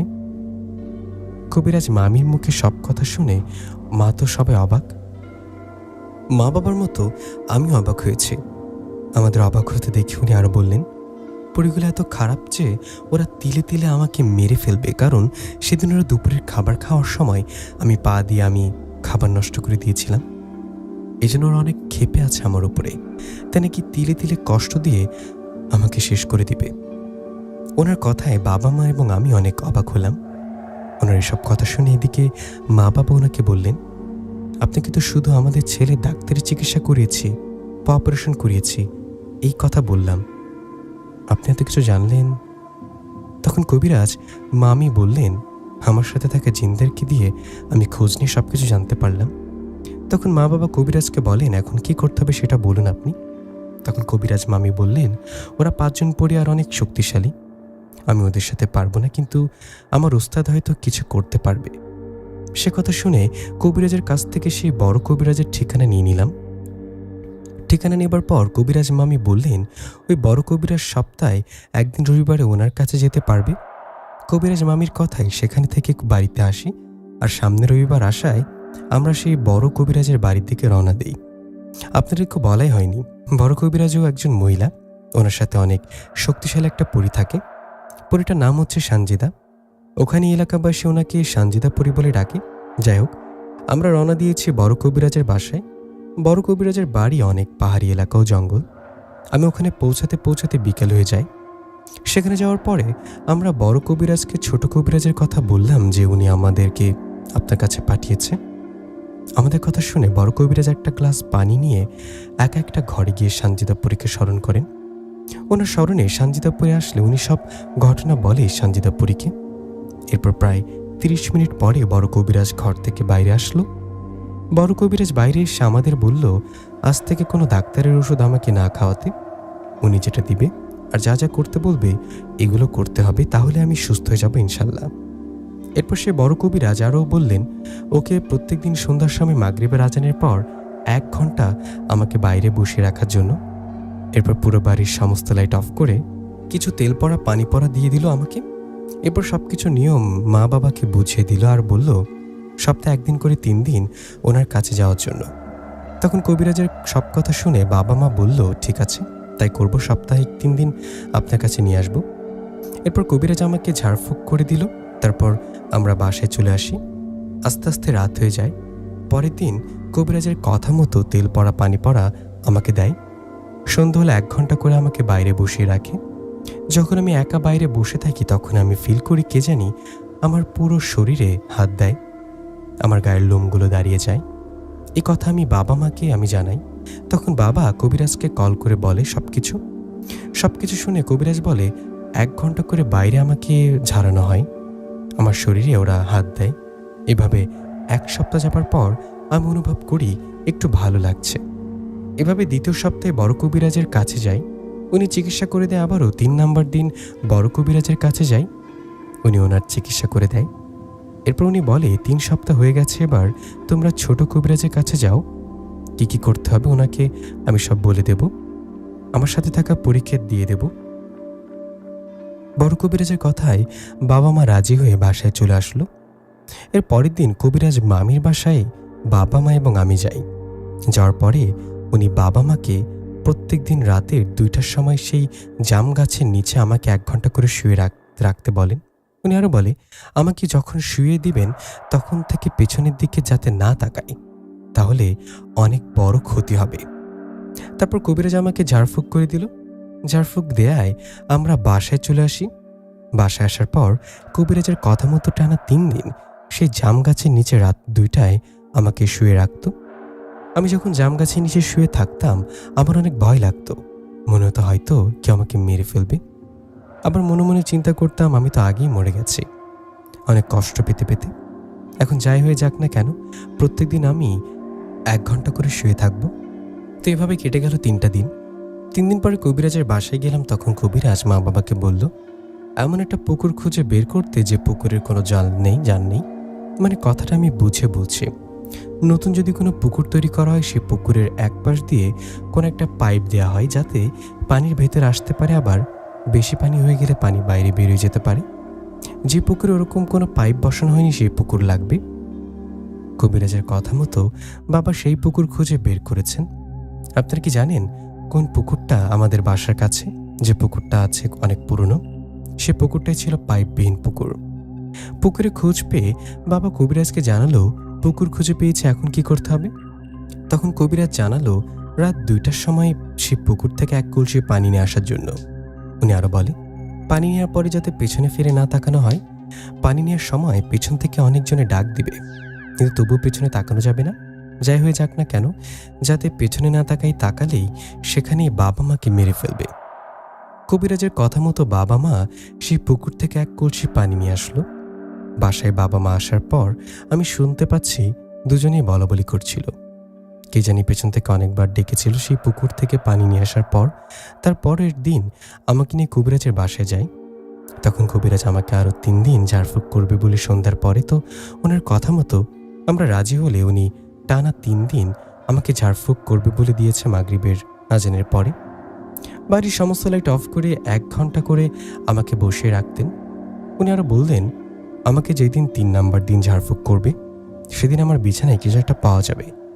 তখন সাথে সাথে ওনাকে জানাতে যে কি পাওয়া গিয়েছে। কবিরাজের কথা মতো টানা 3 দিন আমাকে বাইরে বসিয়ে রাখা হলো। এই 3 দিন আমার মনে হলো ঠান্ডা কয়েকটা হাত আমার শরীরে টাচ করছে। পুরো শরীর কেমন কাটা কাটা দিয়ে উঠত, আমার শরীরের লোমগুলো দাঁড়িয়ে থাকতো। যখন লাস্ট দিন আমাকে ঝাড়ফুঁক করানো শেষ হয়, আমি উঠে আমার ঘরে যাই। গিয়ে আমার বিছানায় কিছু একটা দেখতে পাই। কিছু একটা দেখে সাথে সাথে বাবা মাকে ডাক দেই। বাবা এসে দেখে আমার বিছানায় অনেকগুলো নিম পাতা। এটা দেখার পর বাবার সাথে সাথে কবিরাজকে জানালো। তখন কবিরাজ বলল সবগুলো পাতা ভালো করে বেটে 7টা ট্যাবলেট বানাতে আর 7 দিন খেতে। 7 দিন 7টা খাওয়ানো হয়ে গেলে ওই যে 1 কলসি পানি এনেছিল রাতে, মনে আছে? ওই পানি 7 দিন পরে পানি দিয়ে আমাকে গোসল করাতে। কবিরাজের কথা মতো নিম পাতা দিয়ে 7টা ট্যাবলেট বানানো হলো। কবিরাজ বলে দিয়েছিল 7টা ট্যাবলেট প্রত্যেক দিন সকালে খালি পেটে একটা করে খাওয়ানোর জন্য। কবিরাজের কথা মতো আমি তাই করি। পরের দিন সকালবেলা একটা ট্যাবলেট খাই। এরপর সেদিন দুপুরের দিকে বাবা মাকে আমি জানাই এই বাসায় থাকতে আমার কেমন জানি লাগছে। আমাকে একদিনের জন্য আমার যেটা আব্বুর বাসায় দিয়ে আসতে। আব্বুর বাসায় আমি একদিন থেকে চলে আসব। আমার কথা মতো বাবা আমাকে নিয়ে যায়। আব্বুর বাসায় রাতে খাওয়া দাওয়া করে ঘুমানোর জন্য আমি শুয়ে পড়ি। আমার ঘুম আসছে না, পায়েও হালকা হালকা আবার ব্যথা শুরু হয়েছে। ফজরের সময় চোখে একটু ঘুম লেগে আসলো। সকাল হওয়ার পরে একটা ওষুধ খেয়ে নিলাম। তারপর বাবাকে বললাম আমাকে বাসায় নেওয়ার জন্য। বাবা গিয়ে আমাকে নিয়ে আসে বাসায়। তারপর বাবাকে সব ঘটনা বললাম। তখন বাবা সাথে সাথে আমাকে কবিরাজের বাসায় নিয়ে যায়। তারপর কবিরাজ আন্টিকে সবকিছু আমি খুলে বললাম। রাতে ব্যথা হয়েছিল, ঘুমাতে পারি নাই। কবিরাজ বলল তোমার জেঠা আব্বুর বাড়ি বন্ধ করা, তাই আমরা পরিবার আমি কেউই থাকতে পারি নাই তোমার পাশে, তাই তোমার রাতে অসুবিধা হয়েছে। ফজরের সময় আমি তোমার মাথার কাছে অনেক কষ্ট করে গিয়েছিলাম। আমার হাত পা অনেক জায়গায় ছিলে গেছে, তাই তুমি একটু ঘুমাতে পেরেছ। তোমার চিকিৎসা এখনো শেষ হয়নি, তুমি কেনই বাড়িতে গিয়েছ? এই কথা শুনে বাবা বলল আমরা বুঝতে পারিনি। কবিরাজ বলল সমস্যা নেই, আর 5 দিনে 5টা ওষুধ খাইয়ে দিলে হৃদয় সম্পূর্ণ সুস্থ হয়ে যাবে ইনশাল্লাহ। আর আমি কিছু তাবিজ দিয়ে দিব, এটা সবসময় হৃদয়ের সাথে রাখবেন। আর বলে দিল আগামীকাল একটা কালো মুরগি জবাই করে ভালো করে পোলাও মাংস রান্না করে 3 রাস্তার মোড়ে কলা পাতায় দিয়ে আসবেন। আর সেই মুরগির নখগুলো রেখে দেবেন। ওই 5টা পরি এই খাবারগুলো খেয়ে অনেক দূরে চলে যাবে এই জায়গা ছেড়ে দিয়ে। আর মুরগির নখগুলো আমার কাছে নিয়ে আসবেন। আবার আসার সময় একটা আর সাথে করে নিয়ে আসবেন আগেরকার দিনের 50 বছর আগের 5 পয়সার একটা কয়েন, 10 পয়সার একটা কয়েন। কবিরাজের কথা মতো বাবা সারা শহরে ঘরে যত স্বর্ণকার দোকান আছে ওদের দোকান খুঁজে খুঁজে সেই 2 পয়সা বের করে আনাচে কানাচে তার পরের দিন কথা মতো বাবার সম্পূর্ণ কাজ সম্পূর্ণ করে কবিরাজের কথা মতো ওনার কাছে চলে যান। কালো মুরগির নখ আর পয়সাগুলো দিয়ে কিছু তামার তাবিজ দিয়ে আমার জন্য বড় একটা তাবিজ বানিয়ে উনি রাখে বাবাকে কবিরাজ বলে দিলে 7 দিনের সময় যেদিন আমাকে গোসল করাবে সেদিন উনি আমাদের বাসায় আসবেন। এভাবে কথা মতো 6 দিন শেষ হয়ে যায়। 7 দিনের সময় উনি আমাদের বাসায় আসে। তখন আমিও পুরোপুরি সুস্থ হয়ে যাই। উনি দাঁড়িয়ে থেকে আমাকে গোসল করে দিয়ে তারপর নতুন জামা কাপড় পরিয়ে উনি সাথে করে নিয়ে আসে। সে তাবিজটা আমার গলায় পরিয়ে দেয় আর আমাকে বলে দেয় তাবিজটা কখনো যাতে না হারায়, এটা খুলে রেখে যে জায়গায় রাখবো যাতে আমি না ভুলি। যদি আমি ভুলে যাই বা তাবিজটা হারিয়ে যায় এটা আমি আর কখনোই খুঁজে পাবো না। এই বলে উনি বাবা মাকে বলল, আপনাদের ছেলে সুস্থ, আমার চিকিৎসা শেষ, এখন বলল আমার পরীকে মিষ্টি খাওয়াতে হবে। এটা বলার পর বাবা বলল, আপনি বাসায় বসেন, আমি মিষ্টি নিয়ে আসি। তখন কবিরাজ বলল, আপনার যেতে হবে না, পরী নিজেই কিনে নিয়ে আসবে। তারপর বাবা বলল, ঠিক আছে, আমি ঘর থেকে টাকা নিয়ে আসি। তখন কবিরাজ বলল, আপনার যেতে হবে না, ওই দেখেন একটা বিড়াল আপনার ঘরে যাচ্ছে। সত্যি আমরা দেখতে পেলাম একটা বিড়াল ঘরের মাঝে ঢুকছে, আবার 1 মিনিট পরে বাইরে চলে আসছে। তখন কবিরাজ বাবাকে বলল, আপনি যেখানে টাকা রেখেছেন গিয়ে দেখেন তো সেখানে টাকা আছে কিনা। কবিরাজের কথা মতো বাবা ঘরে গিয়ে দেখে যেখানে টাকা রেখেছিল সেখানে টাকা নেই। বাবা ঘর থেকে এসে কবিরাজকে জানালো, সত্যি আমি যেখানে টাকা রেখেছিলাম সেখানে 1 টাকাও নেই। কবিরাজ বলল, থাকবে কি করে, সব টাকা তো বিড়াল নিয়ে গেছে। এই কথা বলে কবিরাজ বাসায় চলে যায়। এরপর থেকে আল্লাহর রহমতে আমিও সুস্থ হয়ে যাই। এভাবে কেটে যায় অনেকটা সময়। যখন আমার 16 বছর, একদিন আমি পুকুরে গোসল করতে যাব, আমার গলার তাবিজটা খুলে রেখে গিয়েছিলাম বাসায়। গোসল করে এসে দেখি আমার তাবিজটার খুঁজে পেলাম না। অনেক খোঁজার পরও তাবিজটা আমি পেলাম না। তা 2 বছর পরে আমি বিদেশ চলে আসি মালদ্বীপে। মালদ্বীপে 7 বছর থাকার পরেও বাংলাদেশে আমি ছুটিতে যাই। বিদেশ থাকার সময় তাবিজটার কথা আমার সব সময় মনে পড়ত। আপনারা জানতে চান তো আমি এত বছর কেন বিদেশ ছিলাম? আমার চিকিৎসার সময় আমাদের যত টাকা পয়সা জায়গা জমি ছিল সব শেষ হয়ে গিয়েছিল। আমি সুস্থ হওয়ার 1 বছর পরে আমার আপুর বিয়ে হয়ে যায়। প্রায় 15 লাখ টাকার মতো আমাদের ঋণ হয়ে যায়। সে টাকা শোধ করতে গিয়ে বিদেশে আমি 7 বছর থাকি। এরপর সব টাকা শোধ করে নিজের পায়ে নিজে দাঁড়িয়ে বাংলাদেশে ফিরে আসি। আমি যখন এয়ারপোর্ট থেকে বাসায় আসি, রাতে খাবার খেয়ে আমি আমার রুমে ঘুমাতে যাই। একটা বালিশে যখন আমার মাথা রাখি, আমার থেকে মনে হলো শক্ত কিছু আমার মাথার নিচে আছে। তারপর আমি বালিশটা দেখতে লাগলাম। বালিশটার ভেতরে হাত ঢুকিয়ে দেখলাম সে হারিয়ে যাওয়া আমার তাবিজটা। এটা ফিরে পেয়ে আমি অনেক খুশি হলাম। সকালে মা বাবাকে আমি জানালাম, মা কাঁচা দুধ দিয়ে সোনার উপর পানি দিয়ে তাবিজটা ধুয়ে আমার গলায় পরিয়ে দেয়। আল্লাহর রহমতে তাবিজটা এখন আমার কাছে আছে। আমি বিয়ে করেছি, আল্লাহর রহমতে অনেক ভালো আছি। সবাই আমার জন্য দোয়া করবেন। এই গল্পের মাঝে লেখায় যদি কোনো ভুল হয়ে থাকে প্লিজ আমাকে ক্ষমা করে দিবেন। আল্লাহ হাফিজ। এই বলে হৃদয় ভাই তার নিজের সাথে ঘটা ঘটনাটা শেয়ার করেছেন। অনেক অনেক ধন্যবাদ হৃদয় ভাইকে আমাদের সুন্দর এই পরিঘটনাটা পাঠানোর জন্য। আপনারাও চাইলে আপনাদের সাথে ঘটে যাওয়া বাস্তব ঘটনা আমার সাথে শেয়ার করতে পারেন। হৃদয় ভাইয়ের ঘটনা থেকে আমরা একটা জিনিস শিখতে পারি, কখন আমাদের জীবনে কি হতে চলেছে আমরা কেউ কিচ্ছু বলতে পারি না। আসলে আমাদের জীবনের সামনে কি ঘটতে চলেছে বা সামনে কি ঘটবে আমরা কখনোই প্রেডিক্ট করতে পারবো না। তাই আল্লাহর কাছে আমরা দোয়া চাইবো যাতে আমাদের দ্বারা যেন কোনো ভুল না হয়, আর যেন এরকম কোনো পরিস্থিতিতে আমাদেরকে না পড়তে হয়। তো আজকে বিদায় নিচ্ছি এই ঘটনার পরে, দেখাবে পরবর্তী গল্পে। আর আপনার যদি কেউ ঘটনা পাঠাতে চান তাহলে আমাদেরকে কমেন্ট করে জানাবেন। আজকে এখানে বিদায় নিচ্ছি। আসসালামু আলাইকুম। দেখাবে পরবর্তী কোনো গল্পে। সে সাথে সবাই ভালো থাকবেন, সুস্থ থাকবেন। আল্লাহ হাফেজ।